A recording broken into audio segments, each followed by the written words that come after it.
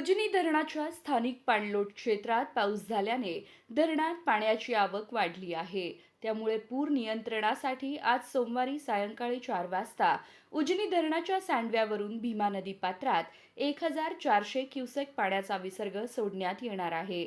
आवश्यकतेनुसार या विसर्गात मोठी वाढ होण्याची शक्यता असल्याने नदीकाठच्या नागरिकांना प्रशासनाने सतर्कतेचा इशारा दिला आहे. धरण व्यवस्थापन विभागाने नदीपात्रात कोणीही उतरू नये, तसेच नदीपात्रातील साहित्य, वाहने अथवा जनावरे तातडीने सुरक्षित ठिकाणी हलवावीत असे आवाहन केले आहे. सखल भागातील नागरिकांनी विशेष खबरदारी घ्यावी असेही सांगण्यात आले आहे. आज 24 ऑगस्ट रोजी सकाळी उजनी धरणातील पाणीसाठा 117 टीएमसी इतका आहे. यात उपयुक्त पाणीसाठा हा 53.51 टीएमसी आहे. उजनी धरणात 5046 क्युसेकने आवक येत आहे.